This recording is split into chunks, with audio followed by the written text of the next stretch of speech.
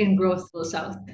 This day is observed annually on the 12th of September by the United Nations, and it provides us with an opportunity that is very timely to reflect on the importance of solidarity in addressing the global challenges that we face. And IPRI as an organization is at the forefront of research and policy advocacy, especially when it comes to the global South. I am honored to guide you through today's discussion, where we will hear from a panel of experts who bring a unique perspective on South-to-South cooperation. It is only through collective engagement that we can generate new ideas and approaches that can make a difference in our world. I'd like all participants and attendees to note for their benefit that this webinar is also being live streamed on YouTube. Now I shall call upon President Ambassador Dr. Raza Muhammad to deliver a short welcome note for the attendees.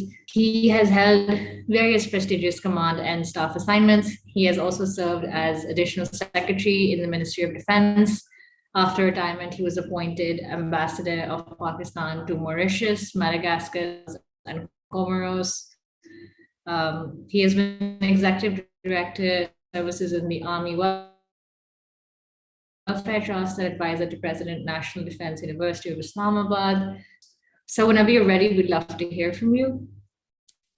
Thank you so much, Mariam, and thank you so much for the generous introduction. I must appreciate Mariam and our Chair Law, International Law and Lawfare, Ms. Maham Naveed, for organizing today's webinar, which actually is about a very, very important day, which is commemorated by United Nations, and it concerns with the South-to-South cooperation. IPRI takes immense pride in our commitment to fostering a better understanding of global affairs. Today's event is testament in the same direction. Before I go further, I must welcome all of you, and especially our guests from abroad, Dr. Jan Scheuer, who is Deputy Director and Associate Research Professor at the Institute of International Security Studies at CICIR, and Ms. Juliana, I think she's going to join us a little later.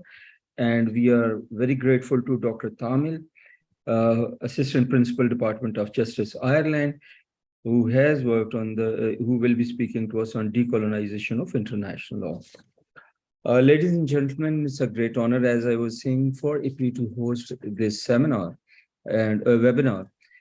United Nations Day for South-South Cooperation is observed annually, as you all know, on the 12th of September. It holds great significance. It serves as a reminder of the pivotal role played by the collaboration between countries of the global South in addressing common challenges and achieving sustainable development. This day highlights the principles of solidarity, equality, and mutual support, which are at the core of South-South cooperation. We recognize the importance of South-South cooperation in the context of Pakistan's foreign policy and development objectives. Our organization has been actively engaged in research and policy advocacy, collaborating with government bodies, ministries, and legislative bodies to contribute to Pakistan's efforts in strengthening its international relations and pursuing its national interests. This seminar will provide us with opportunity to hear the invaluable inputs from our speakers and discussants and all those who will be joining us, and they will be enlightening us through their questions and answers from the guest speakers. Once again, warmest welcome, and I hand you all over back to Mariam. Mariam, back to you. Thank you so much, sir. Now for a brief introduction of the speakers who will be engaging in conversation with us. On our panel today, we have with us 4 esteemed professionals. We have Dr. Jan Scheuer of CICIR. We have Ms. Juliana Cesario Alvin Gomez. We have Dr. Asif Khan and Dr. Tamil. We shall commence the discussion with Dr. Jan, who is the Deputy Director and Associate Research Professor, Institute of international security studies at the China Institute of Contemporary International Relations and is a renowned individual of his field. Sir, in the next few minutes, could you enlighten us regarding the South-to-South cooperation in international counterterrorism? Thank you for inviting me to participate in this important seminar. I will talk about the South-South cooperation on counterterrorism issues. And in recent years, the global South countries face an increasing threat from terrorism. As we know, in 2021, U.S. abandoned the counterterrorism responsibility, and that dealt a big blow to the fight against terrorism.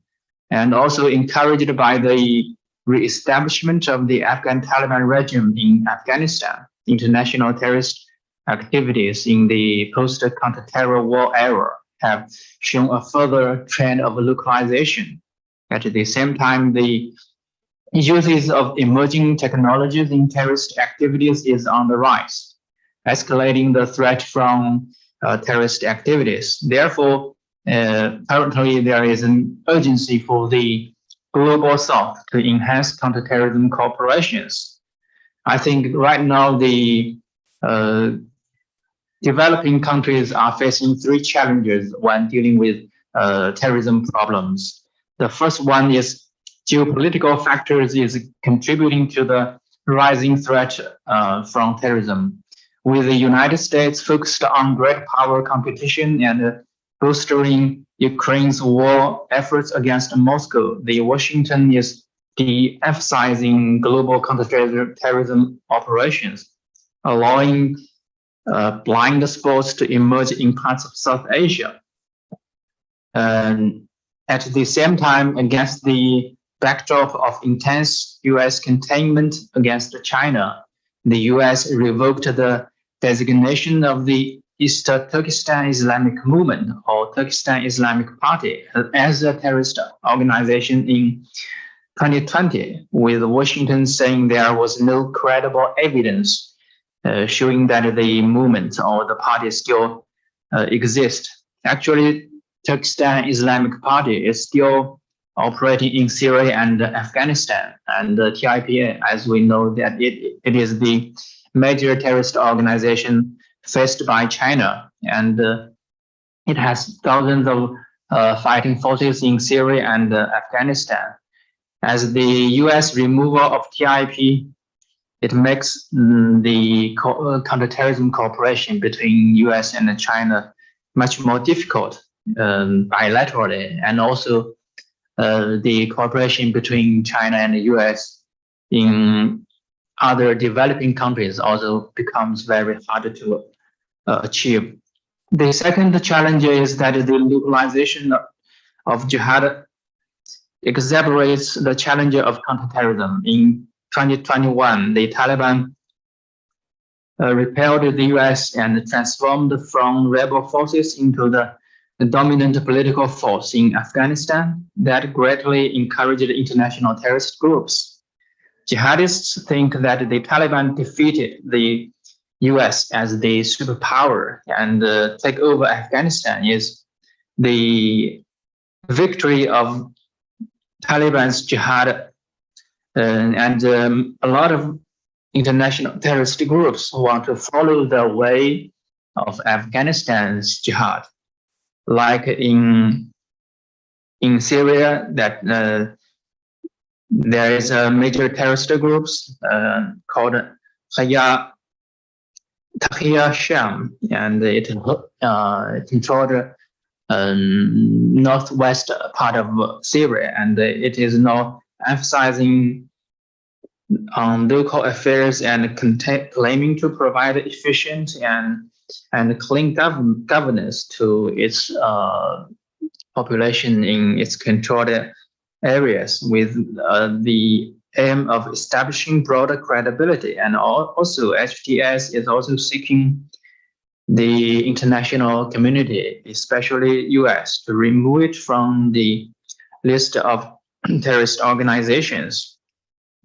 And also in Pakistan, we see after the Taliban take over, it emboldened the Pakistan Taliban, and making it want to replicate in Pakistan what the Taliban achieved in Afghanistan. The Pakistan Taliban aims to push the Pakistan government out of the Western province and establish Sharia governance over there. And also in Somalia, in Africa, Somalia, there is Al-Shabaab. It also controlled large areas of Somalia, and it wants to establish kind of governments there. So the localization trend of jihad will pose a great security threat to countries severely affected by violent and terrorist groups. On the one hand, terrorist organizations accuse the government of incompetence and provide public services to the people in their controlled areas, filling governance gaps, enhance their own influence and attractiveness. Localized terrorist group organizations have deeply integrated with local society, enhanced their resilience, and are more difficult to combat. On the other hand, the localization trend in the future as indicate or will show that the terrorist organizations like Pakistan Taliban and other major terrorist groups in some developing countries, they are bound to intensify their confrontations with the security forces of various countries and will disrupt the security situation of region. The third challenge is the combination of emerging technologies and terrorism activities pose an increasing risk. With the rapid development of technology and a large-scale commercialization, the threshold for the use of emerging technologies is constantly decreasing. The use of emerging technologies can enhance the lethality and the destructiveness of terrorist operations and enhance the intelligence gathering capabilities of terrorist organizations. Like, for example, 3D printing technology can be used for weapon manufacturing, which can quickly and cheaply produce firearms, explosives, and greatly increasing the possibility of producing uncontrolled and firearms. The terrorist groups uses drones and other automated technology to launch attacks, which can significantly expand their scope of operations, reduce their own casualties with lower costs. Drones now have been frequently used by major terrorist organizations. In addition, with the development and diffusion of biotechnology, viruses can be weaponized more economically and quickly. Terrorist groups have carried out several bioterror attacks in recent years. It is worth noting that in the future, violent terrorist groups will combine the uses of aforementioned technologies and the destructiveness of terrorist activities will increase exponentially. So the risk of terrorists using drone to carry out biological attack in the future is quite daunting. Terrorist organizations also can use drones to lock the weak points in the defense system, and the drones are not easily detected, greatly improving their intelligence acquisition capabilities. In addition, terrorist groups can also use artificial intelligence to map social network relationships to identify more valuable targets and enhance the impact of their attacks. At the same time, terrorist groups such as Al-Qaeda and the Islamic State are increasingly using cryptocurrency technology to transfer funds and evade the supervision of law enforcement agencies. And the groups uses encrypted communication technology to enhance the concealment of their connections, making it difficult to detect when they are planning attacks, which poses a major challenge to the government counterterrorism operations. So in the face of the complex and grave counterterrorism situation, it is urgent for the global South countries to strengthen international counterterrorism cooperation. China has done a lot of works in promoting the South-South cooperations on counterterrorism. In the future, I think China will play a bigger role in this area. First, China strengthen the UN's role as the central coordinator in the global fight against terrorism, support the international community in fully implementing the UN General Assembly and the Security Council's counterterrorism resolutions and the UN Global Counterterrorism Strategy, and jointly crack down on all terrorist organizations and individuals designated by the Security Council. And China also promote channels more global counterterrorism resources to developing countries to enhance their terrorism capacity building. China opposes linking terrorism with any particular country, ethnic group, or religion. And China promote enhanced studies on and responses to the impact of emerging technology on global counterterrorism efforts. In the regional level, China supports the efforts of African countries, the AU, and sub-regional organizations to resolve regional conflicts fighting terrorism, call on the international community to provide financial and technological support to Africa-led counterterrorism operations, and support African countries in strengthening their ability to safeguard peace independently, and support addressing African problems in the African way, and promote peaceful settlement of hotspots in the Horn of Africa, the Sahel, and the Great Lake regions and other areas. China also actively implements the outlook on peace and development in the Horn of Africa, promote the institutionalization of the China and Horn of Africa Peace, Governance, and Development Conference.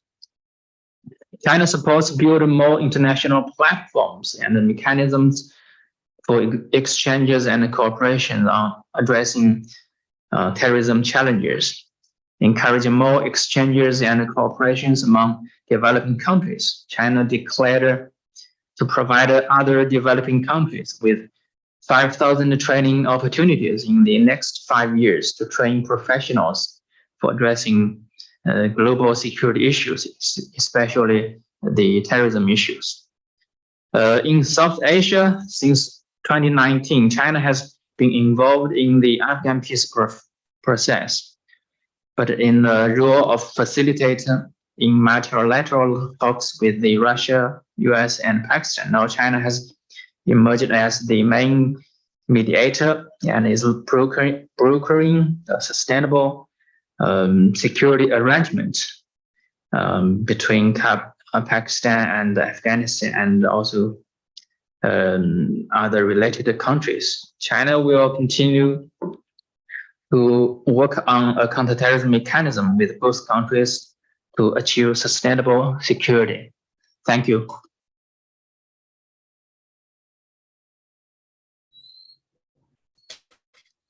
Thank you so much, Dr. Yan, for your insights. We shall now move on to our second speaker for the day, Ms. Juliana Cesario, who is an assistant professor at the Central European University and has vast experience concerning social and developmental fields. Juliana, what do you think is potential for increased social mobilization in the Global South and its anticipated positive impacts?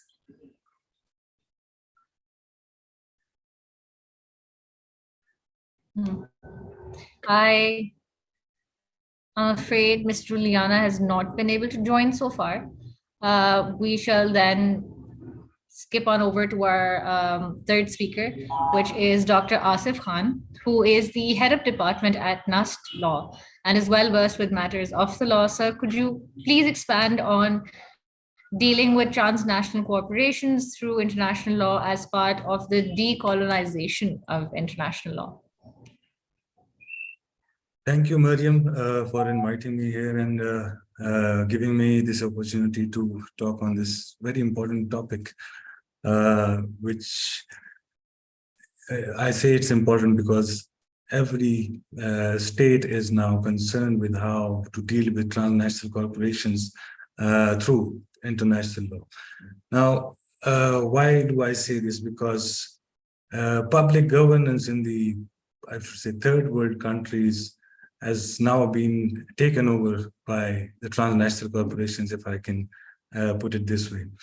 And looking into this aspect from the colonization perspective, because when we say colonization, we say that the governance or the public governance structures were taken over by aliens. By aliens, I mean people who were not from that particular area. So that is what is happening in the post-colonialist era as well. The transnational corporations are taking over the public governance matters, specifically in the third world. Now, and one of the important aspects of this is international human rights law. Now, as we all sometimes argue that international human rights law is culturally relative.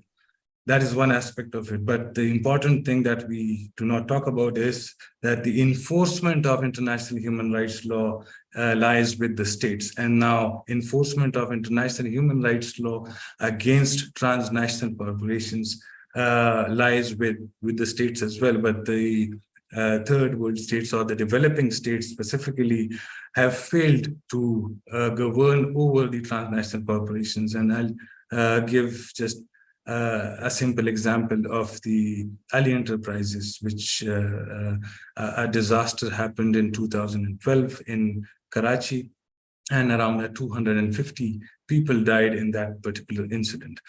Now, what happened in the aftermath of the Ali Enterprises? Around 80% or more than 80% of the business of Ali Enterprises was with a German textile company called KIK. Since 2012, the incident, there is a huge range of transnational litigation that took place. I would refer to one of the survivors which took a case to the German courts in Dortmund, and the case was rejected by the Dortmund courts just because of jurisdiction issues. The other remedy with the survivors or the families of the victims was domestic courts, and obviously going against an enterprise which already have lost its main source of income.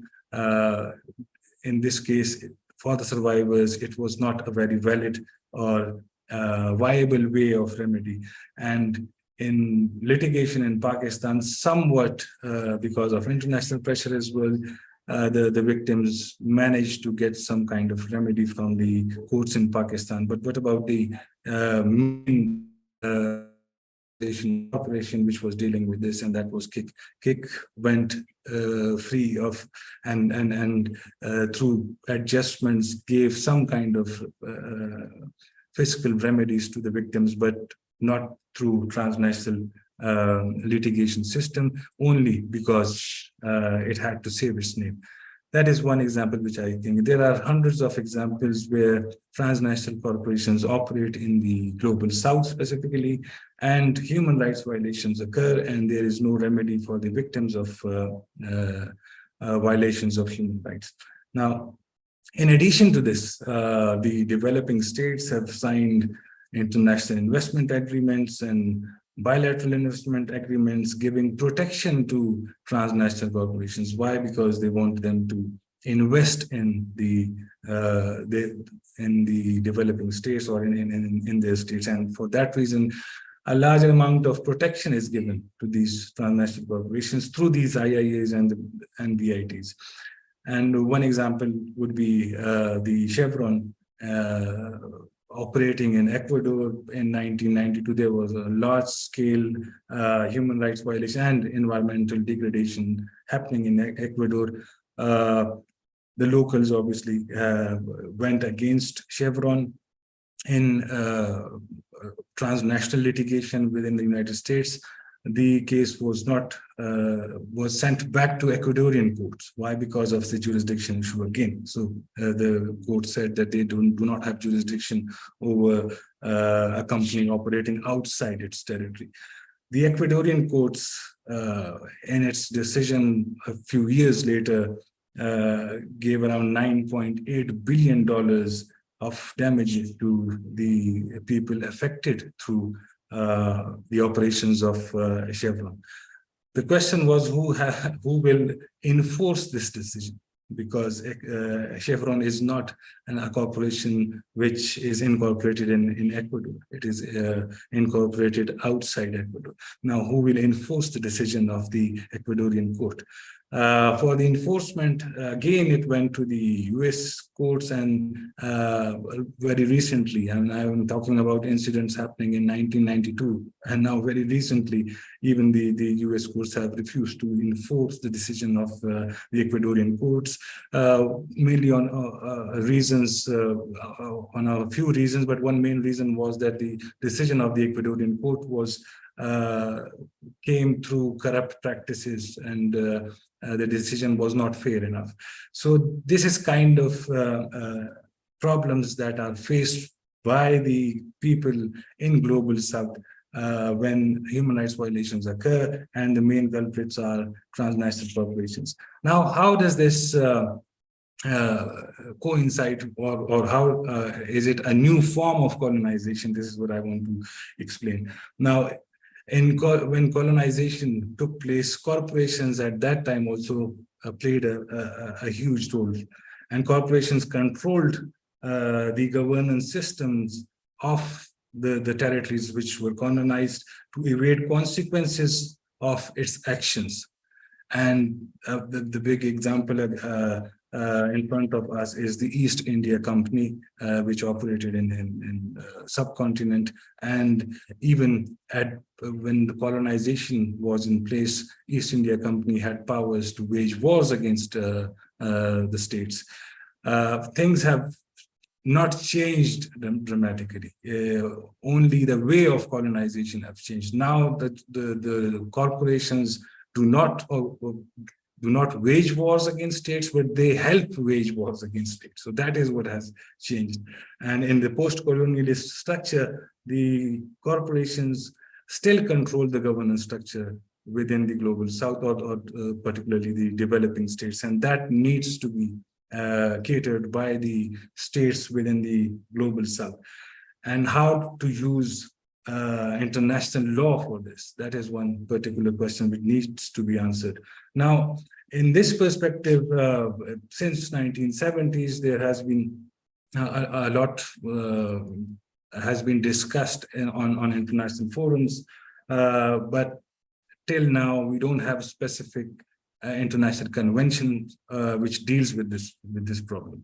The only thing that has happened is that the powers of the transnational corporations have increased through these international investment agreements and the bilateral investment treaties. For instance, in this Ecuadorian case of Chevron, the Chevron start a lawfare against Ecuador and took Ecuador to an arbitration tribunal.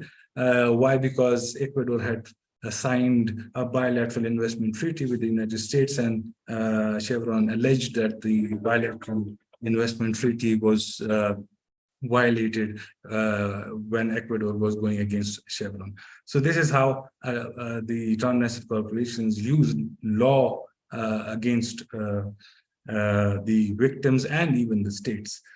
So at this point, we only have reached to a collaboration between states in form of the UN guiding principles on business and human rights.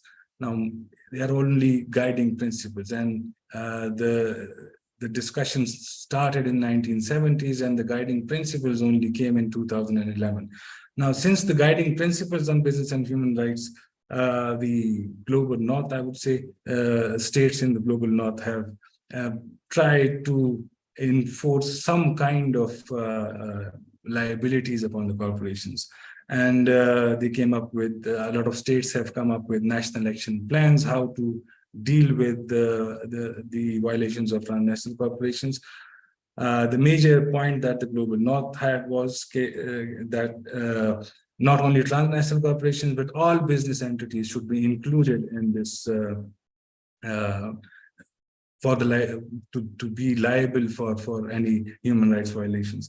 Now, the UN guiding principles on business and human rights only use the existing international human rights law, and it tells the states and the corporations how to enforce the existing international human rights law, rather than providing them a separate course of actions against corporations, which every now and then are involved in violations of international human rights.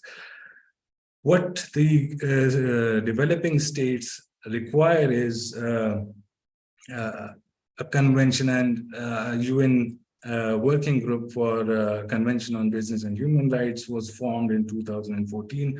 A lot of developing states, including European Union, have not initially, they were not in favor of convention. The only way they wanted to deal with this problem was through national laws and by enforcing the UN guiding, using the UN guiding principles for making the transnational corporations and the business entities in general more liable for human rights violations.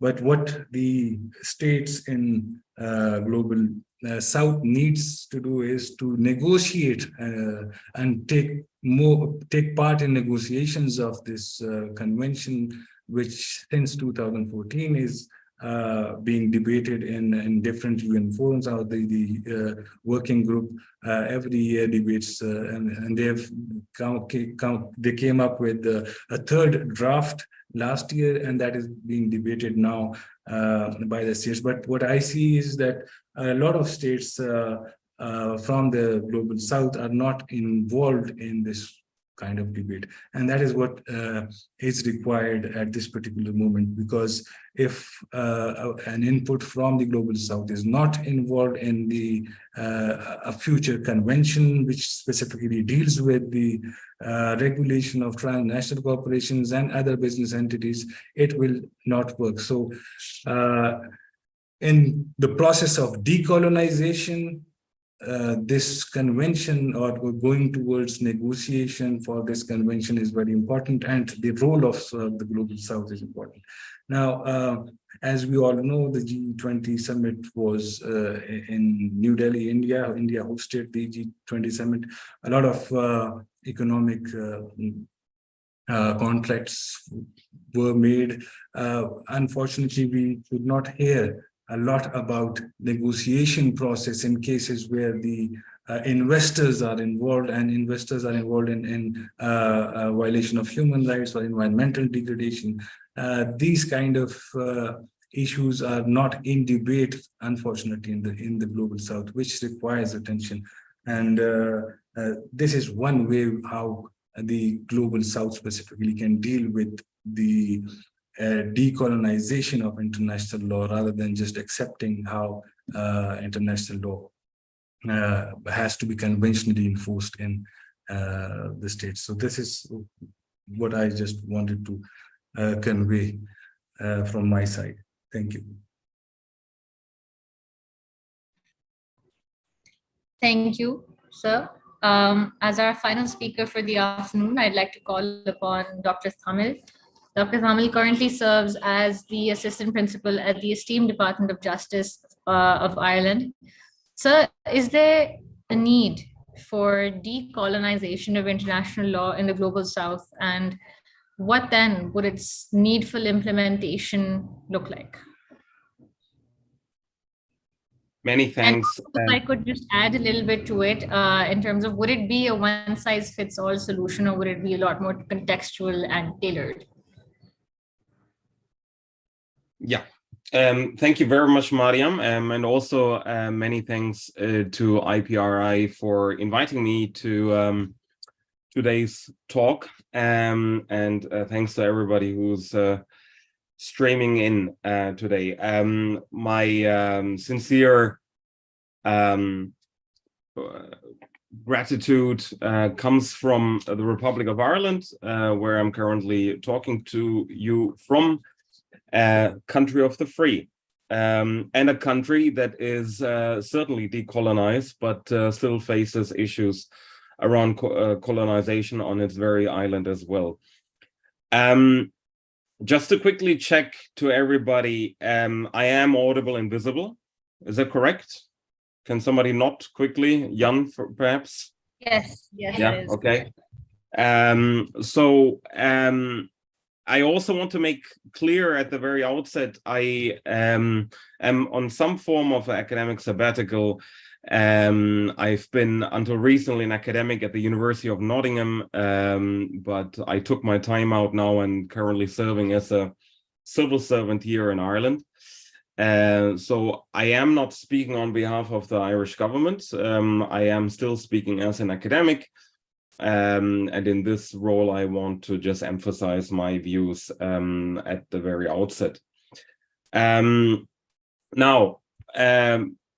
to answer all these questions that Mariam raised, to talk about, is there a one-size-fits-all solution?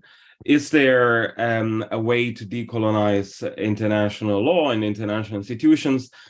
You know, I would like to take a broader approach, and I would like to start with a presentation that I prepared at the very outset. And I'm hoping that you can also see this. Can everybody see this? Yeah? Yeah, okay. So, what is decolonization? Let us start with that. Decolonization at the very outset is, apologies, I have to go to the very front. Decolonization, by the quote of a scholar called Anthony Angie, is a process of transforming the non-European world, is completed through decolonization, which enables the non-European state to emerge as a sovereign an equal member of the global community. In short, these mechanisms of exclusion areas essential a part of the sovereignty doctrine as the mechanisms of incorporation and transformation, colonialism and decolonization that are the subject of the conventional histories of international law. And Anthony Angie continues to say, and if, as I argue, the mechanisms of exclusion that deprive the non-European world of Western sovereignty persist and endure despite the official end of the colonial period, might become necessary to rethink the standard accounts of both colonialism and decolonization. Now, coming to what my previous speaker said, and I was very interested to hear what Jan and Asif had to say. I mean, we come there to the very core of many issues here that foot into my own presentation today, or my contribution, namely the issue of sovereignty that was at the very heart of Jan Shoai's conversation, and Asif's conversation about, you know, the use of law. And that is where decolonization really touches upon. Namely, decolonization touches upon the very heart of sovereignty. The concept of sovereignty is a concept of the European world. The Europeans came to colonize and then tell us what is independence before they left. This very country that I'm speaking to you from, and I'm honored to serve right now as a civil servant, was colonized by the UK for more than 800 years, and is still not decolonized if you look at Northern Ireland. We are still having an impeded sovereignty. So Jan Shoai spoke about issues to maintain sovereignty in a different country where China and other countries are contributing through South-South collaboration. And Asif spoke about human rights law and the way how the global South can engage in liberating and emphasizing and emancipating the global South. But decolonization goes beyond the issues of law. It goes beyond the conventional histories that Anthony Angie has discussed here in his quote. It goes to the very core of being free. Now, when I say being free, I have 5 minutes left. I would like to show you where decolonization stands right now. When we talk about the international human rights law and other parts of international law, but also the issue of sovereignty that Jan Joy spoke about. And I want to give you the example of the Chagos Islands, if I may. And please stop me immediately if the presentation is, or the video presentation is not clear. And I hope technology will work on my side. So I'd like to display this video to you before then continuing with the talk. But leaves the exiled people of the Chagos Islands still wondering whether they'll be allowed to return. The process of decolonization of Mauritius was not lawfully completed. These Chagosians gathered in Crawley, south of London, to watch a live stream from the International Court of Justice in The Hague. The United Kingdom is under an obligation to bring an end to its administration of the Chagos Archipelago as rapidly as possible, thereby enabling Mauritius to complete the decolonization of its territory in a manner consistent with the right of peoples to self-determination. Afterwards, many of them were unimpressed. 50 ans, l'île prend Chagos. For the past 50 years, when Mauritius could have looked after us, it didn't do so. I don't think it should get control of our islands. It's treated us like animals. In 1965, Britain split the remote Chagos Islands from Mauritius 3 years before Mauritius gained independence. The new ruling says that was illegal under international law. Then in the late 60s and early 70s, Britain evicted almost 2,000 Chagosians to Mauritius and the Seychelles. That was to make way for construction of a US military base on the largest island, Diego Garcia. Decades on, many live in poverty in Mauritius, where the largest Chagosian community is based. But several thousand now live here in southern England, following a decision in the 1980s to grant some Chagosians British citizenship, and they've been campaigning consistently for the right to return. One of the eldest is Celestine. She's 82 and came to Britain from Mauritius 7 years ago. Both the UK and Mauritius have wronged us and forced us to renounce our islands. We're not involved in political games. We just want to go back. To our family, to our children. In 2016, the British government extended Diego Garcia's lease and declared the islanders would not be allowed to go back. When the Supreme Court upheld the ban, Britain promised to invest around $50 million over 10 years on Chagosian communities and increase visits to the islands. This is our country, and we can't be visitors on our own land. How would you feel if I just come to your house and I tell you to just go, and you are going to be a visitor? These Chagosians say they haven't seen any of the money the UK promised to spend on things like training. Some are also fighting for the youngest generation to be granted UK citizenship, and their campaign is far from over. Nadeem Barber, Al Jazeera, Crawley. All right. I just wanted to give you this one example where decolonization stands. And as I have about 2 minutes left, I would like to discuss this and then move on quickly to the conclusion in order to answer also the questions that were put to me by Mariam. Decolonization is not following a one-size-fits-all solution. And different countries in different fashions are still facing the situations that are impeding their own sovereignty. Chagos Islands is one case. The country that I'm speaking from is another case. The country of my forefathers and foremothers, Sri Lanka, and the Tamils in particular, is another example. Sovereignty was impeded because of colonialism.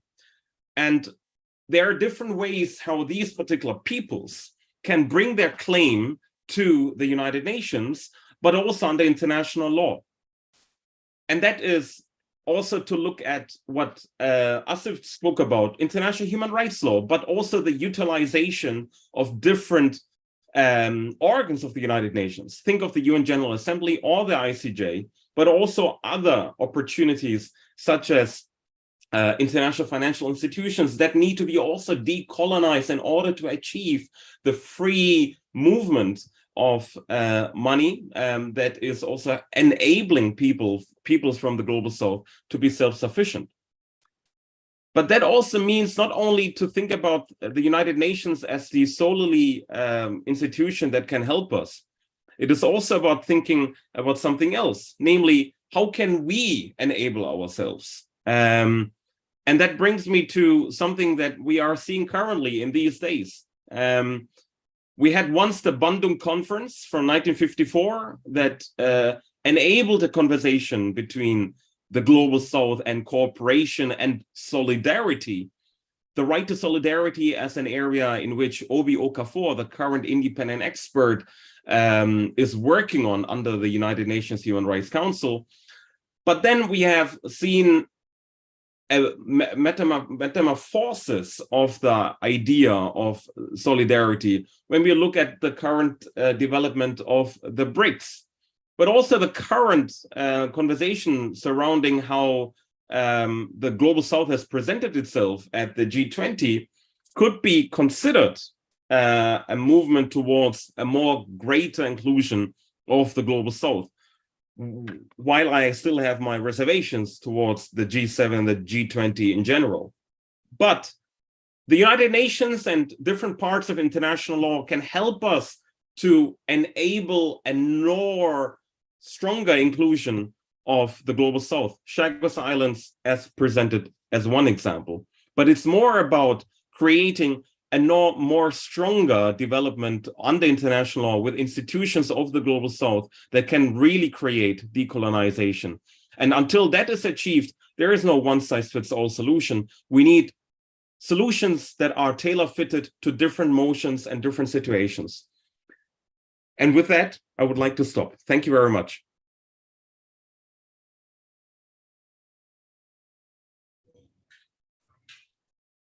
Thank you so much, Dr. Tamil.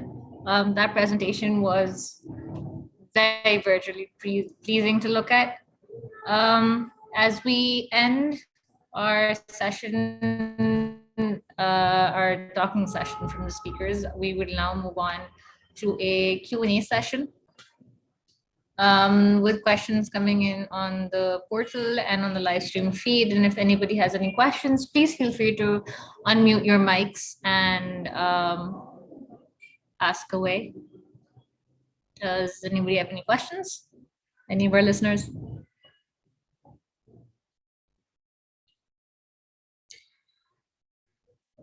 Okay, even if our guests or speakers, anyone on the audience does not have questions, I do have questions. So I will take this as my chance and ask. So I will address this to Dr. Yan, if he would be so willing to answer my question. Could you share any specific examples of successful South-to-South cooperation initiatives that have had a transformative impact on a nation's development or regional stability? And then from these examples, what lessons can other countries learn and, duplicate success? Thank you for the question. As we know, China is also the victim of terrorism activities. So China has been fighting terrorism domestically for dozens of years. And after, especially in recent years, as I think China has found the right path or right way to fighting terrorism domestically.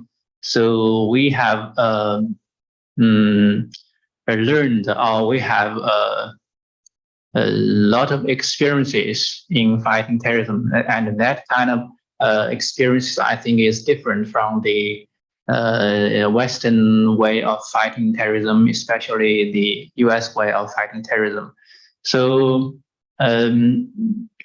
based on these experiences or the lessons we learned, I think China can share the lessons and experiences with other developing countries that is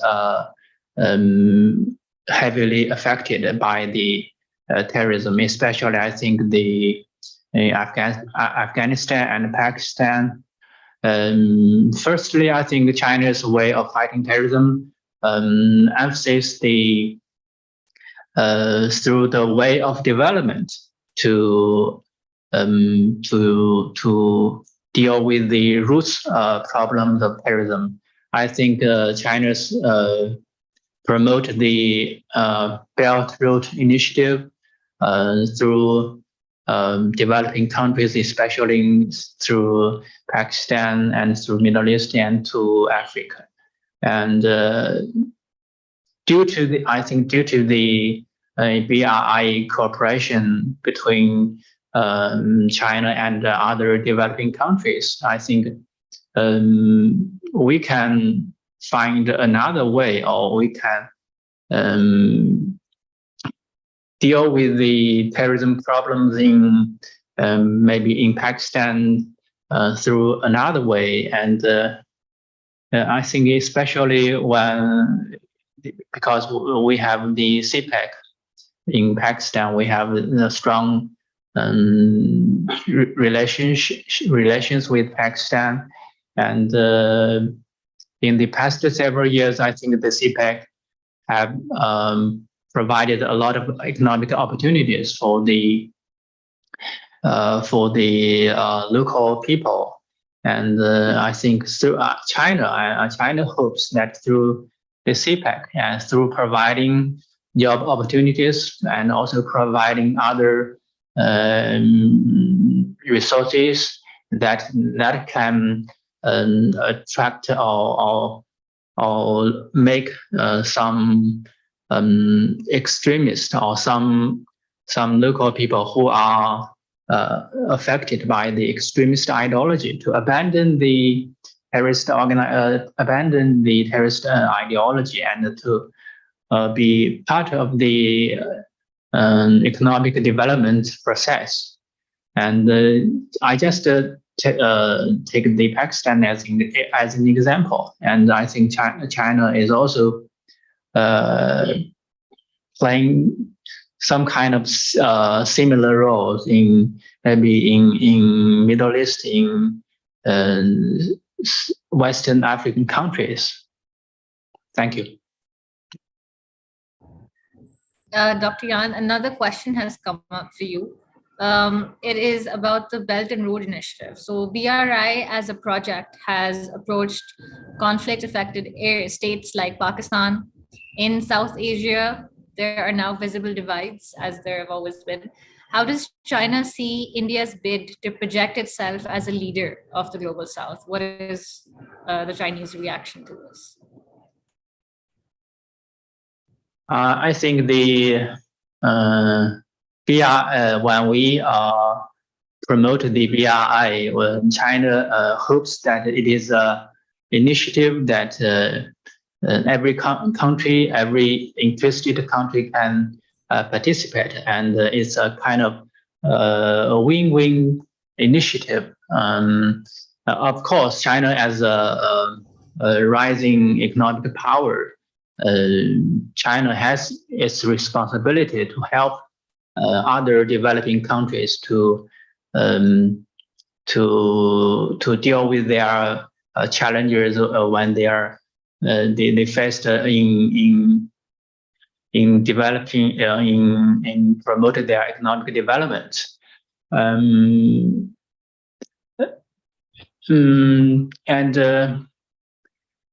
We provided a lot of assistance and also a lot of projects in the developing countries, especially in the infrastructure field. This is the area that China has a lot of experiences.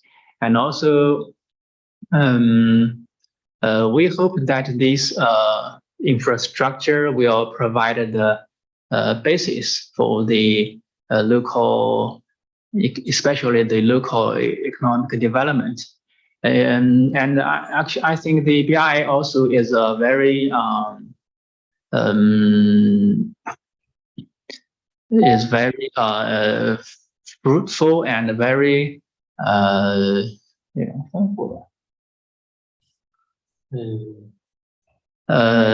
very dynamic initiative.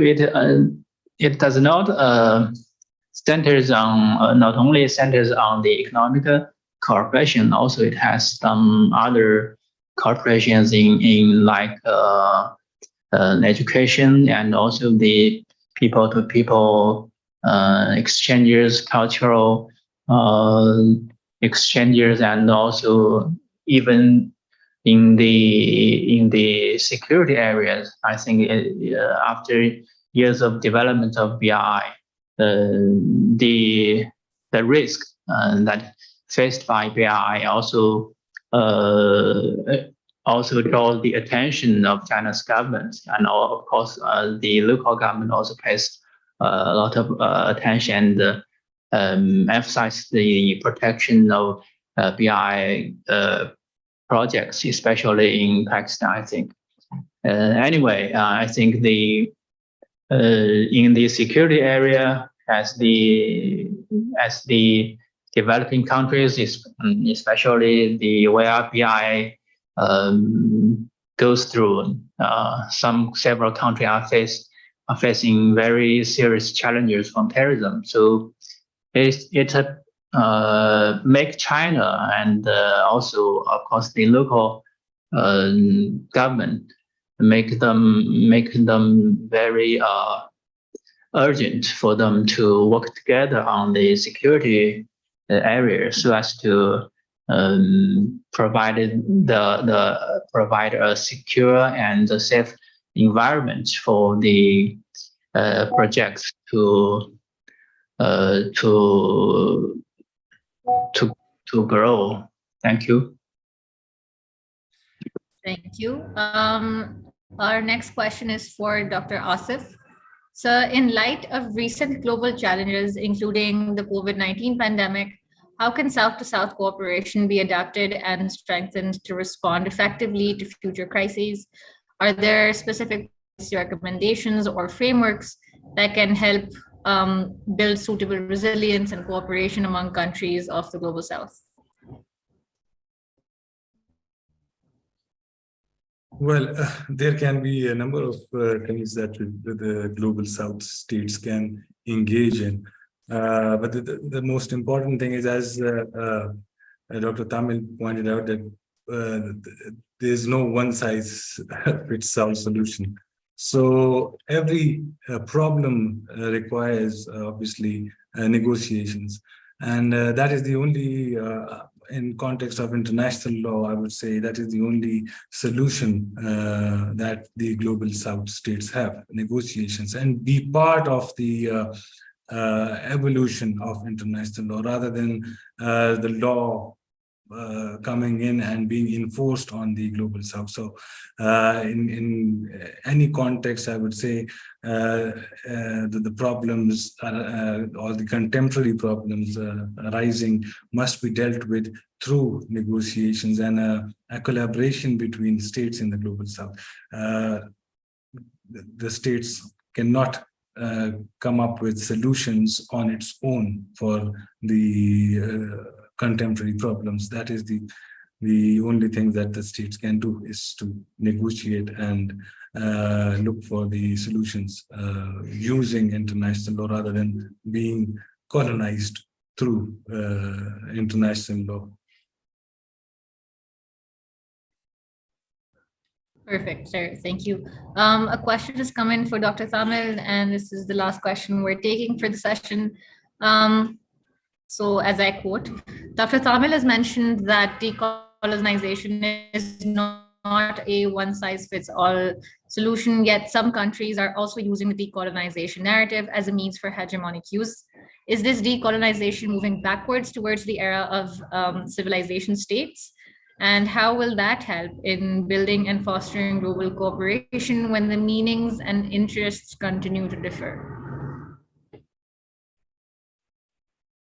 It's an interesting question. I mean, I've been an academic for 10 years and I'm working in the area my own movement, which is called the Third World Approaches International Law TWILE. And certainly we are seeing, certain countries that are using the narrative of decolonization, but also global South-South cooperation in order to further their own hegemonic and geopolitical interests in the particular countries. I mean, a country where my people, the Tamils, are living, which is Sri Lanka, has been subject to hegemonic interests, and countries have been using that, global South-South cooperation to interfere, but also maintain the power of another country, another peoples, to maintain the support over the country. So the narrative of decolonization was used very often in that context. And we have seen that a lot of third world elites in the global South are using the narrative of decolonization in order to maintain their own hegemonic interests in the particular countries. And that is where TWILE is kicking in.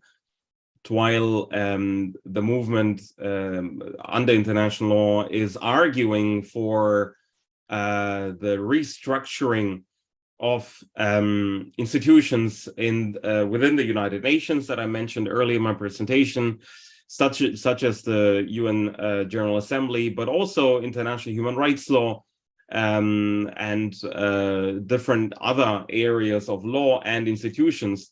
But we also need to focus, when we want to achieve true decolonization, we need to create global South institutions that are focusing and perhaps remodeling something that is like the IMF for the purposes of the global South.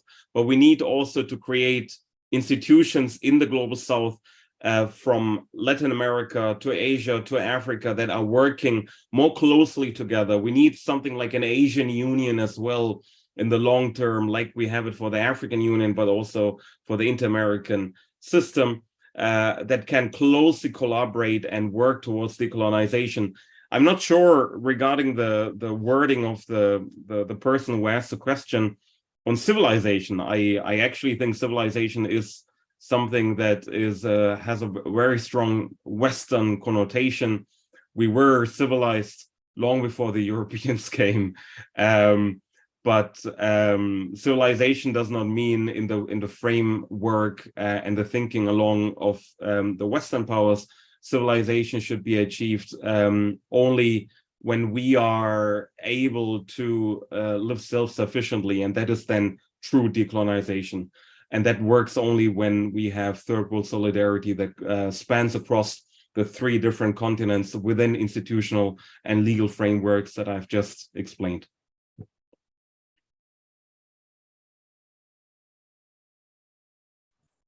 Perfect, Dr. Tamil. Thank you so much. We'll now close the webinar. Thank you for taking time out of a very busy workday to join us for this webinar. I would also like to extend my gratitude to NET for their contribution in helping us host events and contribute to policy discourse. As we end today's discussion, I would like to extend my gratitude on behalf of IPRI to all of our speakers, our attendees, and also call upon Maham Naveed, who is chair of the Lawfare and International Law seat here at IPRI, to please close the event. Maham, whenever you're ready. Thank you, Mariam.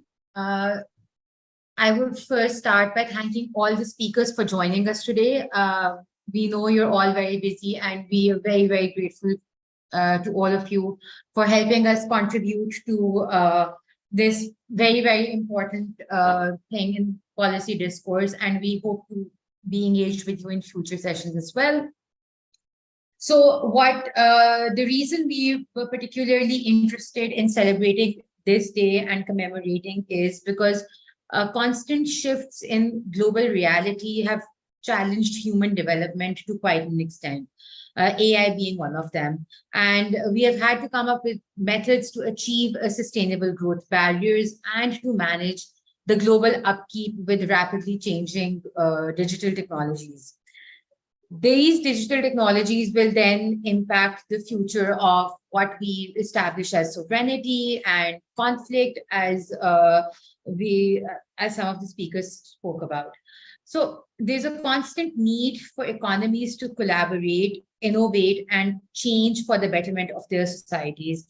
And in light of these changes, there's an overlapping conversation that demands that particular attention has to be given to the developmental concerns and challenges of the Global South.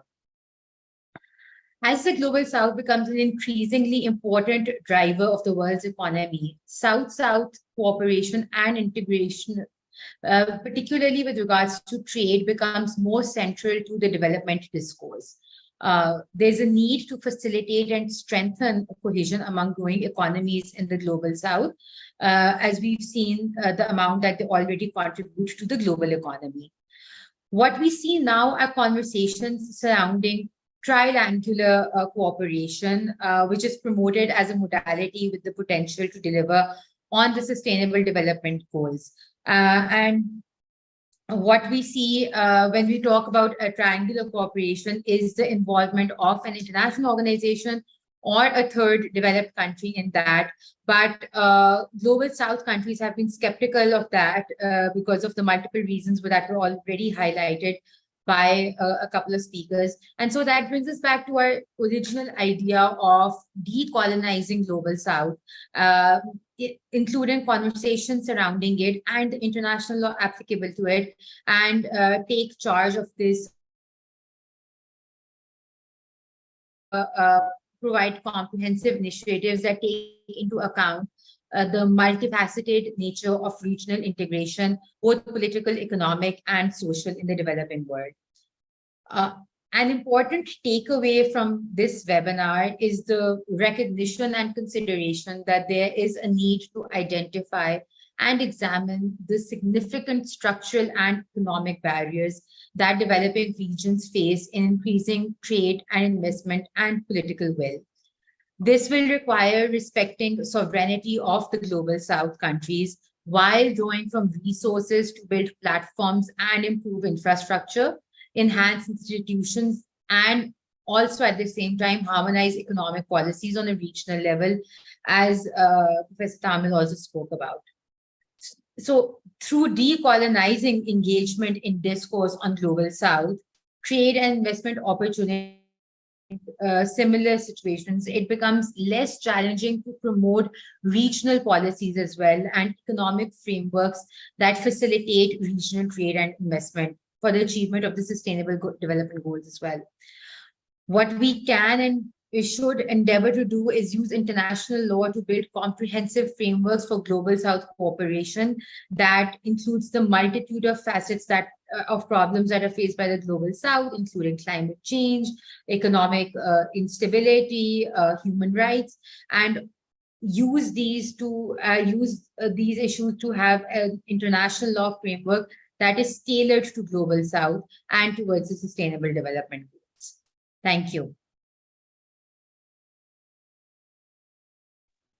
Thank you, Maham. I would just like to call upon President Ambassador Mohammad Raza just for his final remarks, and we will be finished with the event.